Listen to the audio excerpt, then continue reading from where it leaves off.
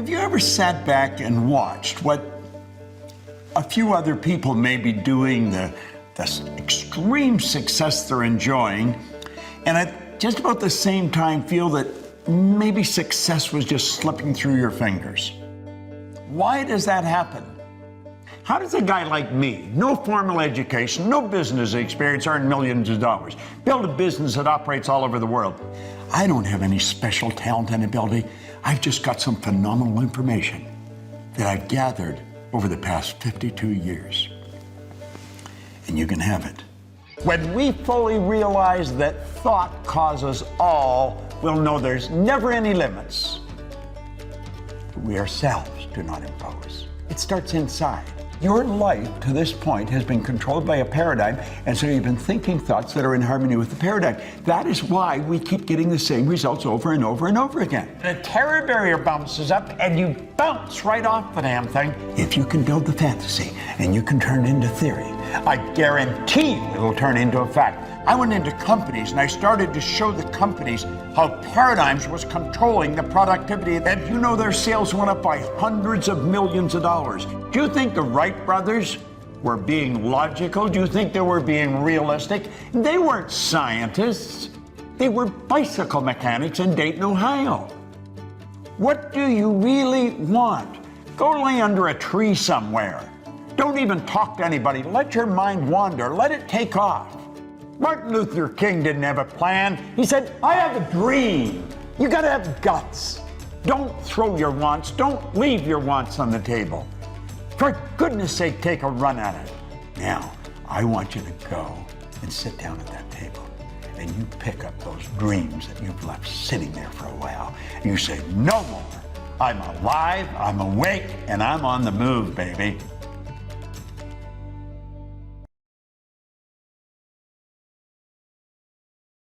Hello there and welcome. I'm Bob Proctor from the Proctor Gallagher Institute, and I've got some information that I think you're going to enjoy. I'm going to share a bit of a personal story with you and then reveal something that I've discovered that could change your life just like that. Have you ever sat back and watched what a few other people may be doing, the extreme success they're enjoying, and at just about the same time feel that maybe success was just slipping through your fingers? If you feel that your success has been slipping through your fingers in your relationships with loved ones, maybe your own children, maybe your business associates, or if you feel success has been slipping through your fingers insofar as your business, with your income, if you feel success of any kind has been slipping through your fingers in an area, maybe in sports or some area that I have not mentioned, I want you to go immediately. Don't put it off. Don't think you have something else to do. Do it right now. Sit down and take a pen and a pad and focus on that area that you want to change. And I guarantee you, if you can isolate what you want, I can show you how to get it. It's so easy to read in the paper, you see on TV. Well, it could be a personality, but it might be a relative or a person down the street, or maybe somebody you went to school with that you really didn't think was that bright, but they're enjoying tremendous success. And you just seem to be getting the same results all the time. Well, I discovered something. It took 9 years of intense research on my own personal part. But when I discovered it, I thought I had the keys to the kingdom. And all I wanted to do was share it with other people. So I'm going to ask you to open your mind a little and really become super honest with yourself. And I believe if you do, I'm going to show you how to get results that stick. Now, this isn't a game we're playing. This is a life that we're living. Many, many years ago, when I was a very young man, a man that became probably the best friend I'll ever have gave me this book. Now, this particular copy I've been reading for the past 52 years. It's Napoleon Hill's book, Think and Grow Rich. Now, it's fairly obvious. I've been reading this book for a long time. Pages are falling out of it. The covers come off it. But I stick with it, and I keep reading it. Now, it's not that I'm such a slow reader, it's just there's so much in this book. And I have found that regardless of what level of success I may enjoy, I can always find how to raise the bar through studying some of Napoleon Hill's material. Now, let me go back to the time I was a little kid. And this is the part I think probably that you'll be able to relate to. I did things I didn't want to do, and yet I was doing them anyway. And I'd get caught, and the teacher would say, "Why did you do that?" I say, "Well, I don't know." "Well, what do you mean you don't know? You know better." "I know." "Why'd you do it?" "I don't know." And to be quite honest with you, I don't know, or I didn't. And I go home and my mother would go through the same deal when I did something. "Why did you do that?" "I don't know." "What do you mean you don't know? You know better." "I know." "Well, why'd you do it?" "I don't know." I remember I was in the Navy and commanding officers say, "Proctor." "Yes, sir." "Why did you do that?" "I don't know, sir." "You know better than that." "I know." "Why'd you do it?" "I don't know." You see, all over the world, there's people doing things they don't want to do. It's giving them results they don't want to get, and they do it anyway. Why does that happen? Why is it that an individual will graduate from a prestigious university with a very beautiful degree and yet not capitalize on it? You see people every day who are absolutely brilliant. You know some, you're related to some. They've got degrees coming right off the end of their business card, and they're not making it. They may be broke. If they're in business, the business is stuck. Why does that happen? Well, I found out because of what happened to me reading this book. You see, when I started to read this, everything in my life started to change. Now, I was given a directive by the man that gave me the book, Raymond Douglas Stanford, and he said, "Bob, if you do exactly what I tell you, until you find out I'm lying or I don't know what I'm talking about," he said, "you'll get results that shock you." Now, I've got to tell you, up to that point, I had been going down many roads and they were all wrong roads. I was 26 years old. I had never held a half-decent job. I was earning $4,000 a year and I owed $6,000. I just wasn't making it. I was stuck. And it had always been that way. And I didn't know how to change it. I wanted to, and I didn't know how. And he said, "Do exactly what I tell you." Well, you know, from the time I picked this up to 1 year later, my income changed and my life changed like night and day. Now, you know, it's almost like daytime becoming night. You don't really notice it happening. Just notice, my goodness, it's dark out already. Well, that's the way my life changed. And I went from earning $4,000 a year, which was the most I'd ever earned up to that point, and I took it up to $175,000 a year. Now, you may be wondering, what was I doing? Because I'm going way back to 1961. I found out that it really doesn't matter what you're doing.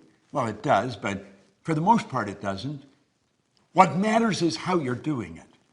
You see, when I read that book, I set a goal. I wanted to have $25,000. I gave myself a decade to do it. I really didn't believe it would happen. And I started cleaning floors on the side after my normal job, just to make a couple extra dollars. I ended up cleaning floors in Toronto, Montreal, Boston, Cleveland, Atlanta, London, England. My income shot up to over $5 million. And I didn't know what I was doing. I had to figure it out. And I sat down and I started to think, what happened? I had been raised to believe much the same as you've been raised to believe. If you're going to earn a lot of money, you've got to be really smart. But you know something? I knew I wasn't very smart. And I'm not putting myself down. I just knew I wasn't very smart. But I was earning a lot of money. Now, I'd also been raised to believe if you're going to have a good job or get a good position, you've got to have a good formal education, go to school to get a degree. I didn't go to school. I got kicked out of school after 2 months in high school. Now, I was happy about it, but so were they. See, I was really a misguided kid. I didn't have any formal education. I didn't have a good position. I owned the company. Now, you've got to admit, that would cause any thinking person to be a little confused. And I couldn't figure out what happened, but I wanted to know. I wasn't satisfied just with the fact that I was winning. I wanted to know why I was winning. And so I began to study, and I have never stopped. Now, one thing led to another, and I ended up walking away from my own company and taking a job. I took cut from income from a few $100,000 a year to $18,000 a year. In 1968, I went to work for the Nightingale Conant Corporation. Now, Earl Nightingale and Lloyd Conant became my personal mentors. And of course, because of my association with them, I became exposed to some absolute giants in the area of personal growth.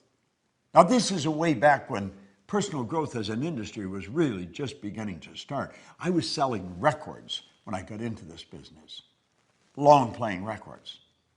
But I never stopped studying, and one thing led to the other, and I finally got the dots to connect. And when I got it connect, it was so obvious I was missing it. I want you to let your head represent your mind. Now, first of all, nobody's ever seen the mind. Mind is activity. Mind is not a thing. Your brain is not your mind. Your brain is an electronic switching station that alters the vibration you're in. And the vibration you're in dictates what you attract, but that's another subject. I want you to let the top half of your head represent the conscious mind, the bottom half represent the subconscious mind. Now, it's the conscious mind that school focuses on. That's where we gather all the information. If I could show you a graphic, you would see the conscious mind loaded with books, and the subconscious mind has a paradigm locked up in it. Now think of that for a moment. Do you know that your paradigm controls your vibration, it controls what you attract, and it also controls what you do?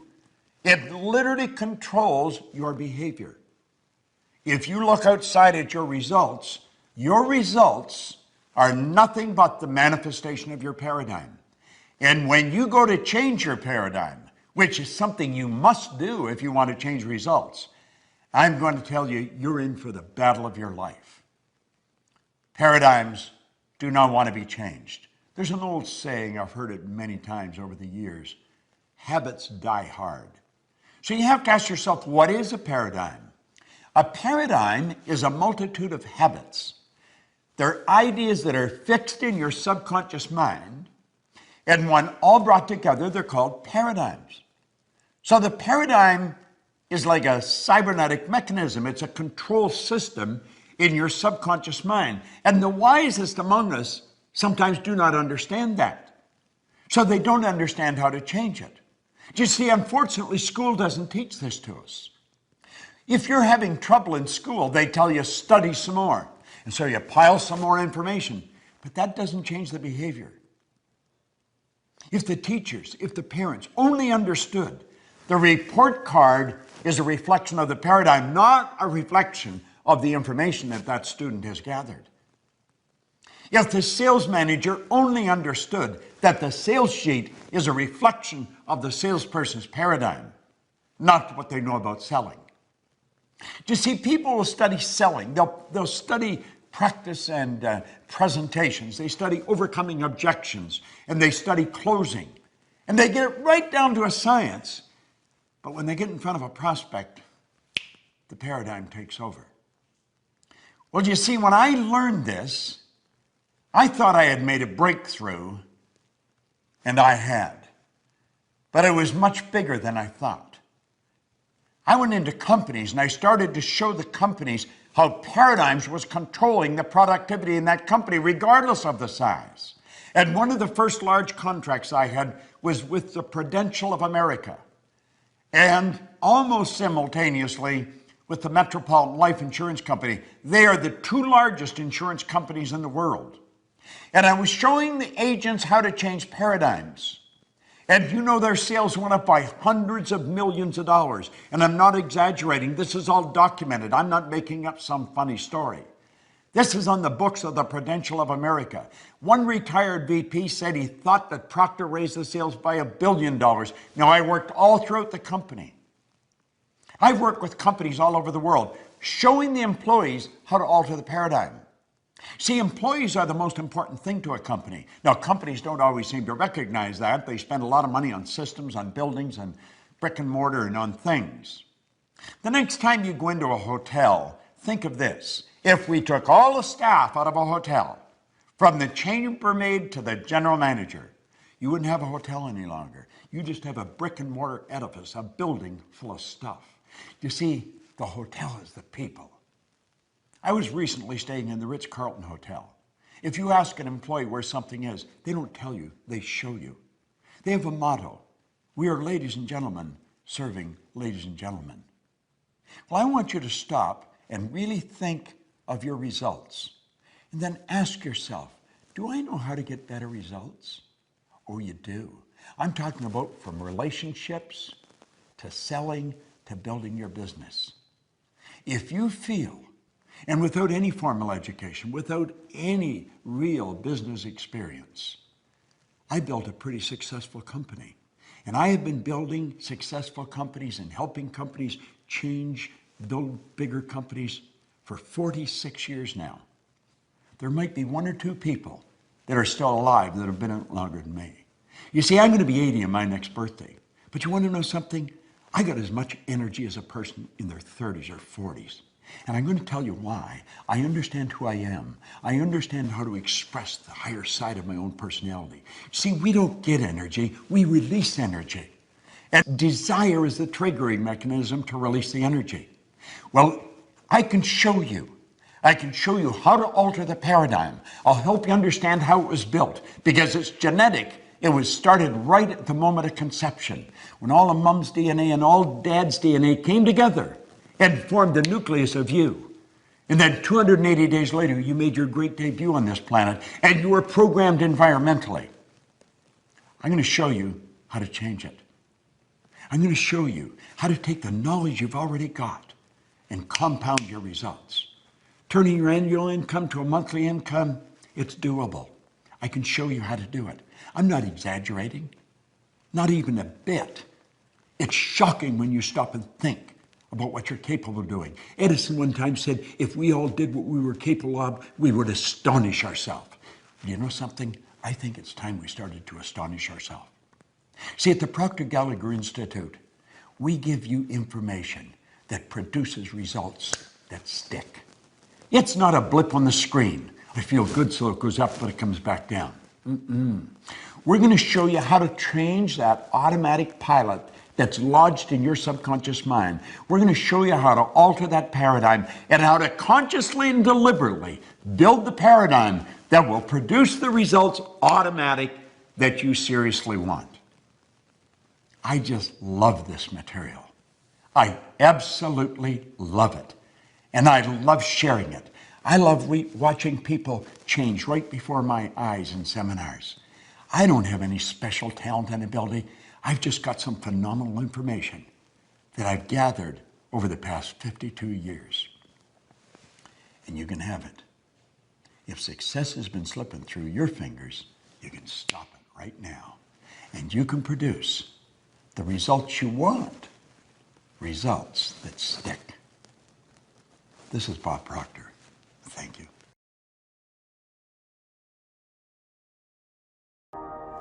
Hello there. We're back together, and you're going to love this. Now, I'm betting that you really liked paradigms. I remember when I first discovered that, I thought I was the only one that knew it. It's such a neat idea. Now we understand why we're not doing what we already know how to do. Now let me ask you something really important. Are you, or maybe a loved one, a family member, somebody that you're very close with, leaving your dreams on the table?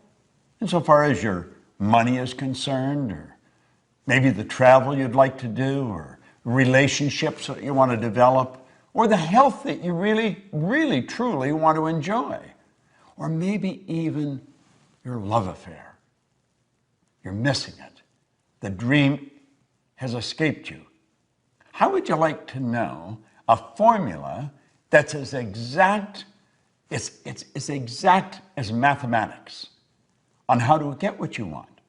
See, most people are really extras in their own movie. They look at somebody else and they think, wow, if only I could do that. Well, let me let you in on a secret. You can do that if that's what you want to do. I'm betting that is probably not what you want to do. That's what they want to do. And you know something? If they're doing what they want, you can do what you want, and I can do what I want. See, we're all working with the same mental faculties. We're all working with the same power, and we're all working with the same laws. So it's a matter of understanding how to set and how to achieve goals. Have you ever been really ready to do something and you were scared stiff, and so you backed away and left it back on the table? I know I've been like that. I know a lot of people are like that. Well, if you've done that in the past, or a loved one, you can share this with them. And I would suggest that you do invite some friends in and share this with them, and then sit around as a group and openly and very transparently discuss these hang-ups that we've got, because we've all got them. You're not the only one with them. Now let's stop and think about goals. You know, Thoreau was, he was quite a guy. He said, if a person will advance confidently in the direction of their dream and just endeavor, in other words, you only have to give it your best shot, endeavor to live the life that you've imagined. Do you know what's going to happen? He said you'll meet with success unexpected in common hours. You'll be on your way downtown to do some shopping, and you'll think, I did it. I actually did it. I reached the goal. Do you know the beautiful part about working with goal setting and goal achieving with the right rules by law? That's exactly what happens. You reach the goal and you're motoring at such a speed and having so much fun, you get past it before you realize you've already done it. You're probably off to the next one. Do you know what it is? It's a habitual way to live a creative life that's fulfilling, that really leaves you inside like you've got something. Now, I refer to the system that we use in the Proctor Gallagher Institute. I refer to it as the ABC of goals. Now, you'd say, well, this looks pretty elementary. Well, I'm going to let you in on a secret. It is very elementary. It's just that most people never really learn it. Now, I'm going to talk about the A level of goals as doing things you already know how to do. I had a young guy come up to me one time in a seminar, and he asked me if I'd talk to him about his goal. And I said, sure, what's your goal? He said, I want to get a new car. I said, okay, what kind of a car do you want? He said, I want a new Pontiac. I said, I see. I said, what are you driving now? He said, a Pontiac. Well, you know, some little guard stuff would jump up in my mind. And I said, how old is your car? And he says, it's 4 years old. Well, I said, it's probably time you got another car anyway. You know, I said, how long have you had it? And he said, 4 years. So I said, now let me get this straight. You have known for 4 years how to get a new car. Yeah. Well, I said, then that wouldn't constitute a goal. Now, that doesn't mean you don't get a new car and you don't get a new Pontiac. You can get a Cadillac if you want. You can get a Maserati if that's what you really want. And you should get a car. But you've known for 4 years how to get a car. You see, the beautiful part about goals and understanding it is goals are not to get. Goals is not, you don't set goals for acquisition. You set goals to grow. You set goals to reach inside and stretch and go where you've never been. You set goals to take you to a place you've never gone before. And you grow as a human being, and you know something, you never go back. So A-type goals, forget it. Now let me let you in on a little secret. I'll caution you. Probably all the people you mix with deal with A-type goals. Now why do I say that? Because we're attracted to people that are on the same frequency as us, that are in harmony with us. We talk about the same things, we like about the same things. So when you go for that new goal that's beyond the A-type goal, they're not going to support you. It's not that they don't love you, it's not that they don't want you to win, they don't want you to leave. That's right. They don't want you to leave, and you're going to leave. You're going to raise your consciousness, and you're just automatically going to attract a whole new world into your life. So where do we go if we don't do A-type goals? Well, you go to a B-type goal. Now, many of the people that really think they're shooters, they're really making it happen, they're going after B-type goals, and this really doesn't cut it. It really doesn't cut it. You know how I said in paradigms you got all this knowledge, but you're not using it? Well, that's true in the B-type goals too. See, the person that's after the B-type goal, they pay attention to what's going on in their life. They know how much money they've got in the bank. They know how much is coming in. And they're pretty accurate when they survey their world. I'm talking about their material world and their social world of, him and her and it and them, the people that they could go to for support. And they've got to have a plan. The plan has to be right on the money. Now, they think if this happened, and if that happened, and if she did this, and he did that, and if that money come in like I want it to come in, if all these things happened, then I could do that. And so reluctantly, we say, that's the goal. You'd say, well, is that really the right goal? No. Why not? Well, because you see, you already see how it's going to happen. So in that respect, it's much like an A-type goal. You've got to stretch a little bit, but if everything falls in place. Now, I'm going to tell you something else. There's no inspiration in a B-type goal, and you're going to have to be inspired. But you don't get inspired going after a B-type goal, and your old buddies, the A-type people that you're always with, they're not going to support you because they don't want you to leave. So we got no support, and we've got no inspiration. Now, what's the next? The next is a C-type goal. See, the C-type goal, that's what I really want. When you sit and you daydream, you may have a couple of drinks in your mind, whoo, and you're off on a trip somewhere. If only we could do that. If only we could do it. And you're fantasizing. But you see, there's a problem with fantasizing. You have been told you don't fantasize. That's not being realistic. It's totally illogical to think that you can do that. Well, that's pretty interesting, It really is pretty interesting. Because if you go back and you study in history and you take a look at the people that have really made their mark, they've been ordinary Johns and Marys who have done something that changed the entire world. Now, you'll often hear people say, well, one person can't change the world. I'm going to tell you something. One person changed my world. And I'll lay you odds, you get locked into this and you share it, and they're going to say you've changed their world. See, we've got to be able to get beyond that barrier of logic. We've got to break through that paradigm. That line that separates us from what we want? It's a paradigm. That's all it is. Do you think the Wright brothers were being logical? Do you think they were being realistic? They weren't scientists. They weren't aeronautical engineers. They were bicycle mechanics in Dayton, Ohio. But they were going to fly. Now, even their daddy was a bishop in a church. He told them they were going to burn in hell for even suggesting that they could fly. But and I know, they introduced us to the kingdom of flight. And it wasn't that many years until we were on the moon. Now think, they crashed right through the logic barrier. They went right through it. They didn't let it stop them. Now you may say, but they're different than me. Well, they probably are. They didn't leave their dreams on the table, and you may be leaving your dreams on the table. Get them off the table. Get them back in your mind. Fall in love with them. Plant them in your heart. What did Solomon say? As a person thinketh in their heart. You've got to get emotionally involved with this. How does a guy like me, no formal education, no business experience, earn millions of dollars, build a business that operates all over the world? I do it because I don't let logic stop me. I'm not afraid of losing.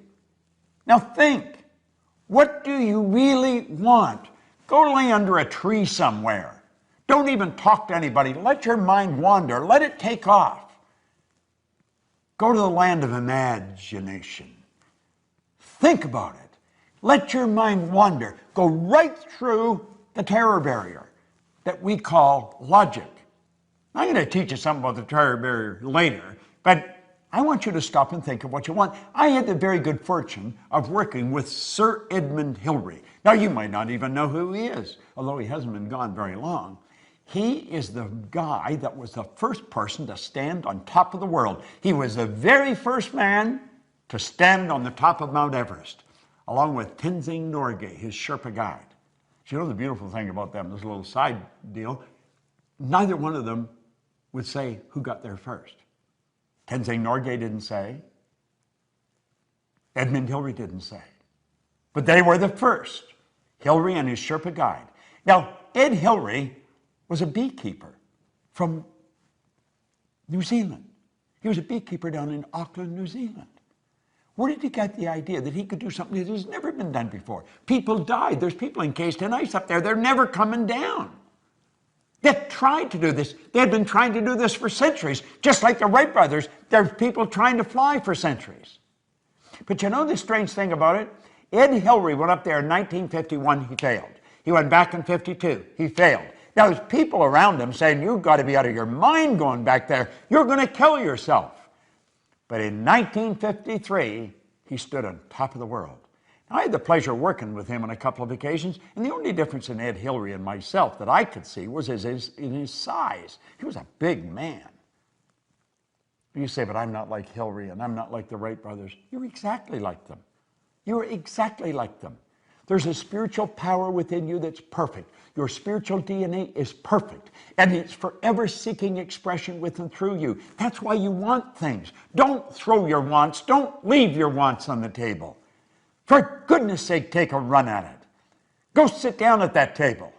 Get a pad and a pen out and start thinking, what do I really want? I want to be financially independent. That's something all thinking people want. I'm going to tell you something. When you have no money problems, you'll be amazed how much free time you have. You see, in this program, we talk about wants. We're not talking about what we think we can do, and we're not talking about what we've done in the past. We're talking about where we're going, what we're going to do. What do you want?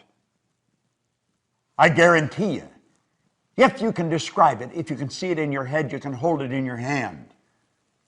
That's exactly the way it works. Napoleon Hill, my mentor, he said, anything the mind can conceive and believe, it can achieve. Now, you may not believe you can. I guarantee you stick with us and you keep studying what I'm sharing with you, and you'll change your beliefs. See, I found out that was one of the keys in my success. I changed my belief. See, our belief system is based upon our evaluation of something. And frequently, if we reevaluate a situation, our belief about that situation will change. There's a 3-step process for goals, goal setting and achieving. It's fantasy, theory, fact. You've got to build the fantasy. And it's okay to say, but it's just a fantasy. That's where everything starts. That's where your clothes started. You probably have synthetic fibers on. We didn't always know how to do that. The building you're in, the air conditioning, the heating system, your cell phone, your computer. The fact that I can shoot this here and you can sit there and watch it. We weren't always able to do this. Somebody fantasized. And then they turned their fantasy into a theory. See, they went from using their imagination and they began to use their reasoning factor, and they started to add thoughts to it. And they started to bring it together. And they started to give it some serious thought. It's like Hillary said, I bet I can get to the top of that mountain. Everybody's saying they're crazy. But they didn't know what he could see. He could see what they couldn't see. The Wright brothers. One was saying to the other, I see it, brother, I see it, I see us up there. And when they got up, they were only up for 14 seconds. And somebody said, yeah, but their first flight was only 14 seconds. And they said, we not only got up there, but we stayed up there for 14 seconds. See the difference in perception, in attitude? Don't listen to anybody else. The only person you want to listen to is somebody that's accomplished more than yourself and know that they're no better than you. Listen to them. Do what they tell you. I know how to win. If you can build the fantasy and you can turn it into theory, I guarantee you it'll turn into a fact. You hold the idea in your mind and it must manifest in form. That is an absolute law. The wealthiest man in the world in 1908 really started this movement that we are talking about today. Andrew Carnegie told Napoleon Hill, he said, any idea that is held in the mind, that's emphasized, that you fall in love with, that's either feared or revered, will begin at once to clothe itself in the most convenient and appropriate form available. Now, I want to share something that a lady come up on an airplane and give to me. She said, your materials really helped me. I want to give you something that's helped me, and it'll probably help you. It's a wonderful quote, and no one gets credit for it. Said, blessed are the humans who look for unseen things that are intuitive, but not yet accepted into the reality of life. The intuitive is the feeling part of you, the part that can see something nobody else can see. You see it in your mind. It's never been accepted into the reality of life by you or any of your friends or relatives or loved ones. But you can see it. You wouldn't be able to see it if you couldn't get it. Blessed are the humans who look for unseen things that are intuitive but not yet accepted into the reality of life. Now listen to what he says. They will be rewarded with knowledge and wisdom and will become the forerunners of the newest sciences on the planet. Do you know something? There has been over 1,000 people go up Mount Everest since Ed Hillary did. I get on a plane now to fly to the other side of the world, and I go to bed. That's right. I go to bed. They've even got a bed, and they give me a duvet to cover myself. And they ask me if I'd like breakfast when I wake up. God bless the Wright brothers. God bless Ed Hillary. They're no different than you or me. Don't let the fact that you don't know how to do it set the goal. In fact, if you know how to do it, it's probably no good. It's got to scare and excite you at the same time. Now, I want you to go and sit down at that table and you pick up those dreams that you've left sitting there for a while. And you say, no more. I'm alive, I'm awake, and I'm on the move, baby. There may be no one that understands, but I understand. And you write out your goal in the present tense. I am so happy and grateful. Now that, and describe it. And I'm going to come back, and I'm going to share something with you that most people never know. I'm going to teach you about the terror barrier. And when you get that, along with the paradigms in this one, I'm going to tell you, baby, you got results that stick. Don't let it slip through your fingers. Don't leave it on the table. Claim it. It's yours. This is Bob Proctor. Thank you.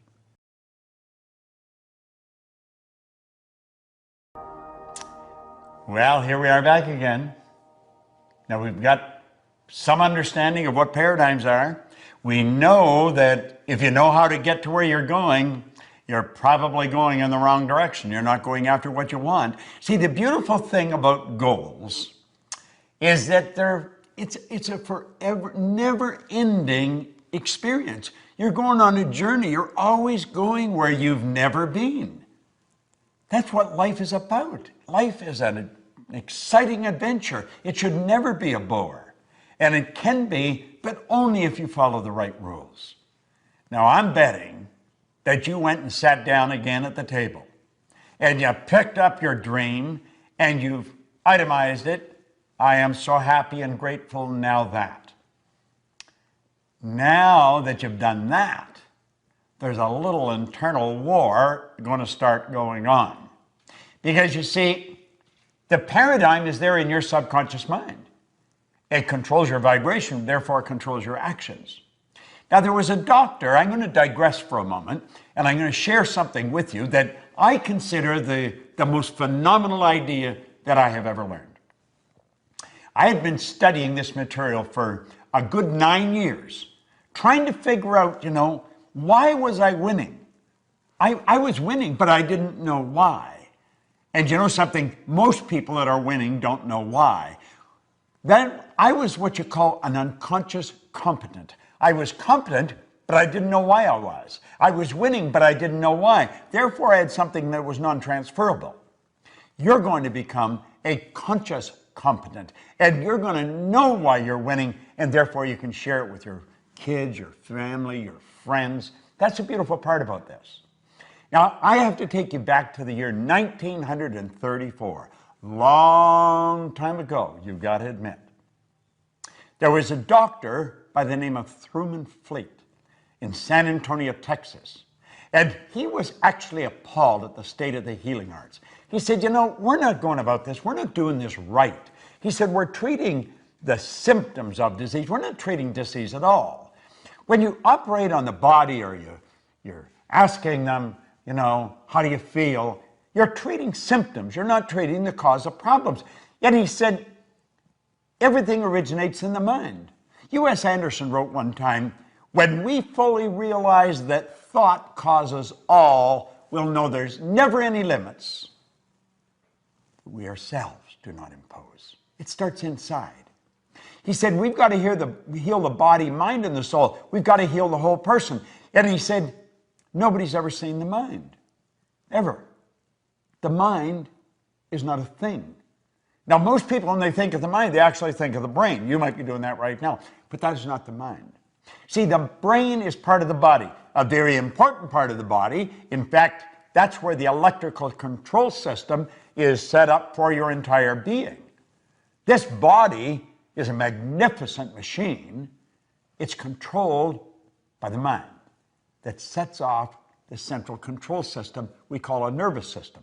Do you know that your nervous system, the electrical system in your body, would make the electrical system in a supercomputer look like a toy? Now, when I get into this, you may think, oh, God, I'm never going to learn all that. You don't have to learn all that. I just want to lay some basics for you to help you understand what I'm going to tell you.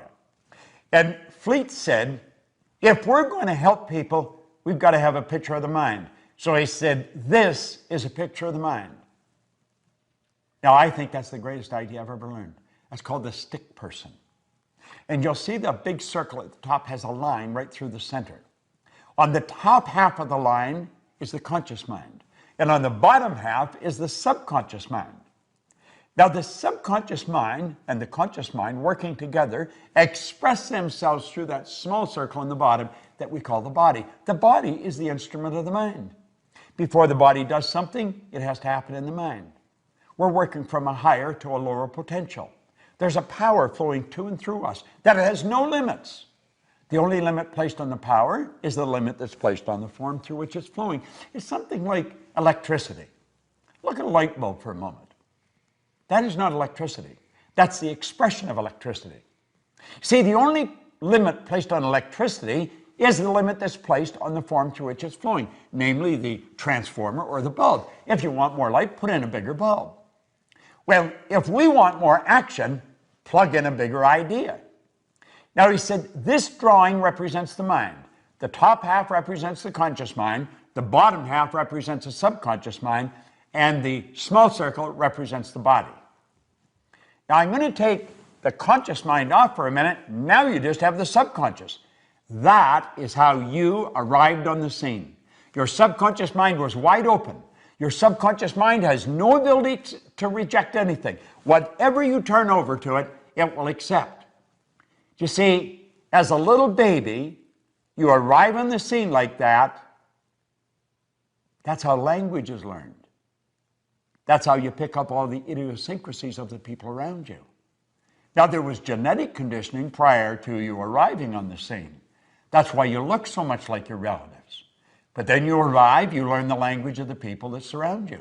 If there's 4 or 5 languages spoken around you, you learn all 4 or 5 languages. There's many places in the world where babies learn 4 or 5 languages before they even go to kindergarten.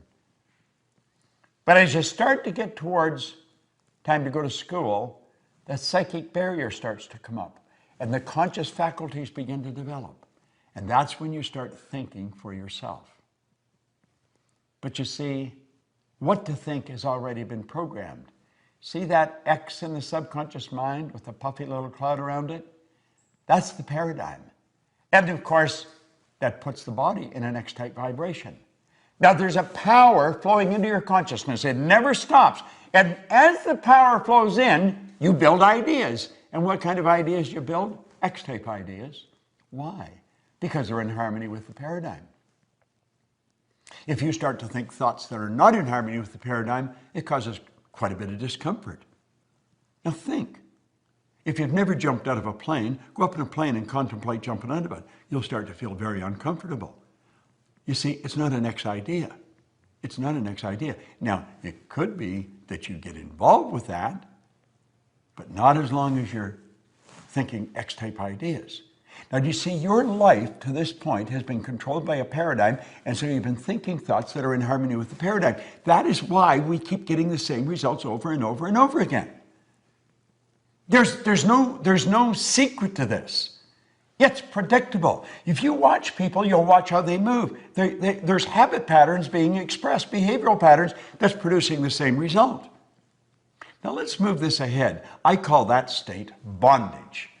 Now we're going to move ahead, and we're going to move into a state that I call reason. Remember I said that power flows in and you can make anything out of it you want? Well, there's a why idea floating out there. What is the why idea? The why idea may sell the house and move to another country. The why idea may quit the job, start your own business. The why idea may bet everything you've got on yourself and your ability to start and build a business. That why idea is one scary little sucker. But you know something? As long as you keep it in your conscious mind and just think about it, everything's cool. And you see, while your dream was on the table, everything was fine. It's something you looked at every now and then. You were capable of seeing it and thinking it, but you never really got emotionally involved with it. That's why it stayed on the table. The idea came to your mind off and on, but it slipped through your fingers. And that's what happens with most people. Success is slipping through their fingers. It lands and lays and stays on the table.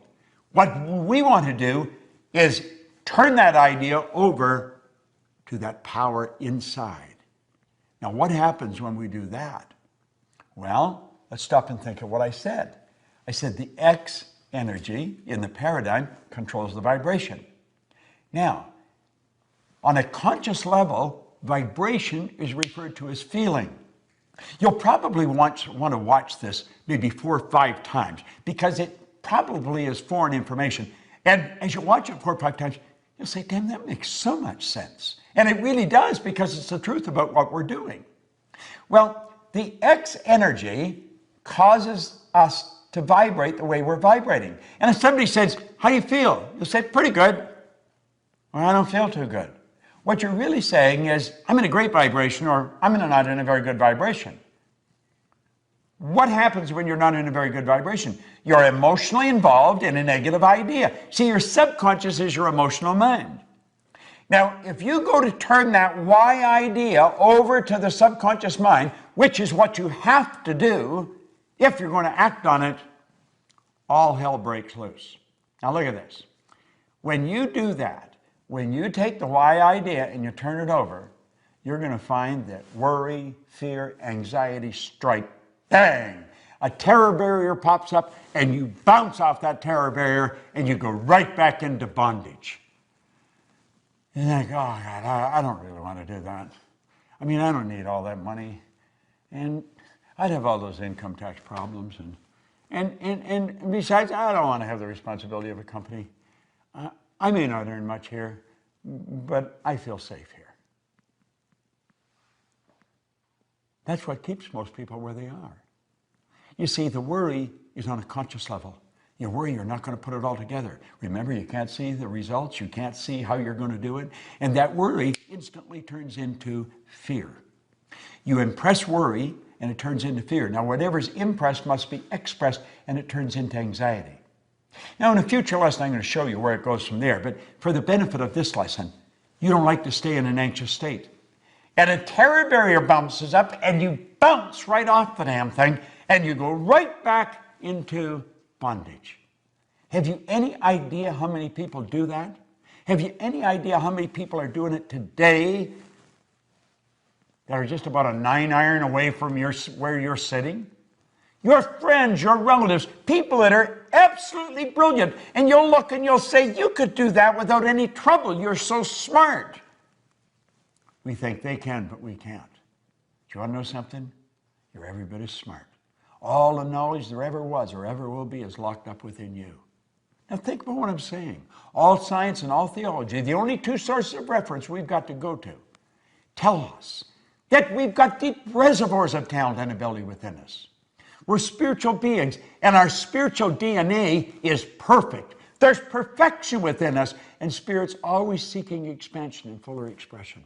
There's something in you that wants to express itself in a greater way. There's something in you that wants you to reach, that wants you to stretch, that wants you to get out and do something. But that terror barrier, boom, every time you think of doing it, it scares the daylights out of you. See, the XY energy doesn't mix. It's opposing energy. It sets up a foreign vibration, and it causes a very uncomfortable feeling. I want you to think of this for a moment. I want you to imagine that maybe we're at the end of the road. The two of us. We may be buddies, but we're at the end of the road. Now, you know when you get to the end of the road, if you're here for a long time, you could end up where your mind is as sharp as a tack, but the body just isn't cutting it. And they may have us tied in a wheelchair so we don't fall out, or in a crib bed, because there's no strength in the body. It's depleted, but our mind is sharp. And so all we got to do is sit there. Wouldn't it be a terrible thing to reflect back on all those dreams we left on the table? Wouldn't it be a terrible thing to sit there and say, I wonder what would have happened if we had moved there? I wonder what would have happened if I had built that company. I wonder what would have happened, but I can't go back. If only I could go back and do it again. If I had known just how short life really is. If only.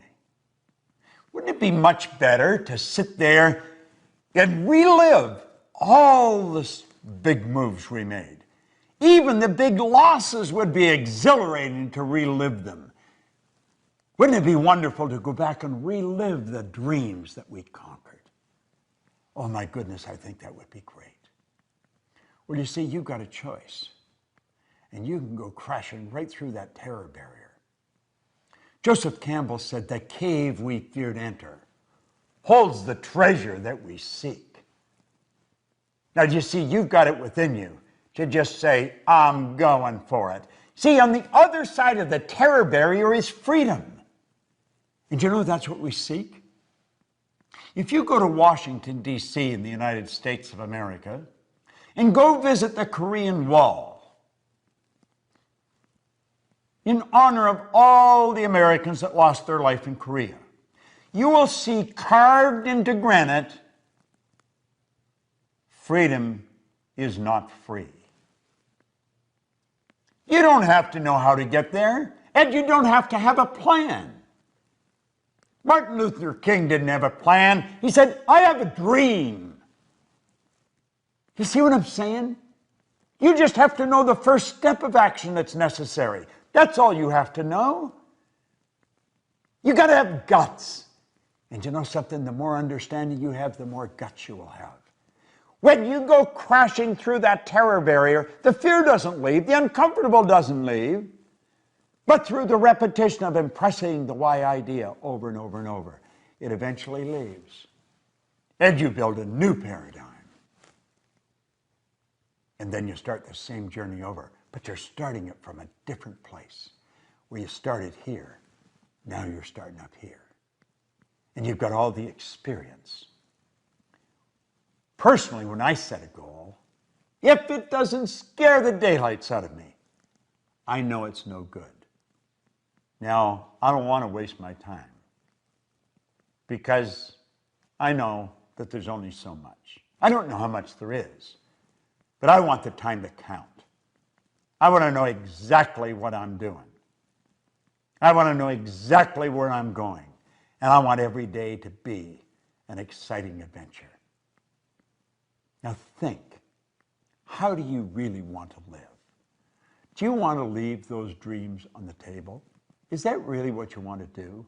Do you want to get to the end of the road and reflect and say, damn, if only I had known? Well, now you do know. Now, it doesn't matter if anybody else knows. I know, and you and I can become connected. You don't have to let your dreams slip through your fingers. You don't have to let them lay on the table. And you know the beautiful part about it is, neither do your friends or your relatives or your kids. Do you realize when you learn this, you've got something that's transferable that you can give to their children, and the breed will just improve to no end. No one in my family ever went to school. So when I was 15 or 16, they said, are you going? No, I'm out of here. That was accepted. That was part of the paradigm. I started to study this material before any of my children were born. I didn't ask them if they were going to go. I just changed one question. Where are you going to go? Do you know something? They all went to school. Isn't that strange? It's so strange. Now you may wonder whether your friends and relatives and neighbors are going to accept you. Probably not at first. They'll think you're a little crazy. But Edison's relatives thought that. The Wright brothers thought that. Hillary's brothers and sisters thought that. I went to dinner with my sister and her husband, and my wife's sister, and Gina, and her husband, on my birthday here just 2 or 3 weeks ago. And my sister and we're very loving, but we're not really close. She's very busy running a business, and I am. My brother and I, he's in Southern California, I'm in Toronto. So although we stay in touch and we love each other, we don't spend a lot of time together. We're very busy reaching our own goals. And Helen said, Al and I sat in Florida and we talked about you. And we talked about the change that's taken place in our family since you picked up Think and Grow Rich. And we realized none of us, our kids, no one would be living the life we're living if you hadn't gone for that goal, Bob. And she and Al had a plaque made and engraved, and they gave it to me for my 79th birthday. Said they were going to do it on my 80th, but they thought, no, we better do it now. I said, what do you think, I'm checking out? And I phoned my brother in Southern California. I was in Toronto, and I was thanking him for it. He said, yesterday was the 4th of July, Bob, and all the kids and all the grandkids and everybody was here. And I read them what was on the plaque that Helen was going to be giving you. And I told them none of them would be enjoying the life they were enjoying if you hadn't stepped out and bet on yourself. I felt so good. My sister said, my kids wouldn't be doing what they're doing. Her young daughter, Carolyn, came to seminars and she was just a little kid. And she made up her mind she wanted to be a lawyer and she wanted to be a judge. She is a Supreme Court judge in Canada today. Her son runs a multi-million-dollar business that my sister and her husband started. You have no idea who you're impacting. You have no idea how many people are watching you. They thought I was crazy. But when they saw I wasn't, they started to follow me. You go, they'll come. You've got more power in you than you'll ever use. God's gift to you is more talent and ability than you'll ever use in your lifetime. Your gift to God is to develop as much of that talent and ability as you can in this lifetime. Never let the terror barrier stop you. You go up against it and you crash right through it. That's why I'm here. I'm here to grow. Goals are not to get. Goals are to grow. The getting is just a side benefit. And remember, everything you own at the time of your death is going to belong to somebody else. You never own it, so don't ever let it own you. But don't sit back. Step out. Bet on yourself. Build that dream and go for it. Now you watch this. You watch this video. You watch all these videos you've received. You get very involved in this program that we're laying out. And you will come up with results that stick, and so will your brothers and sisters and family and friends, because they're watching you. I'll support you. The Proctor Gallagher Institute is here for one person, to help people do what we've done.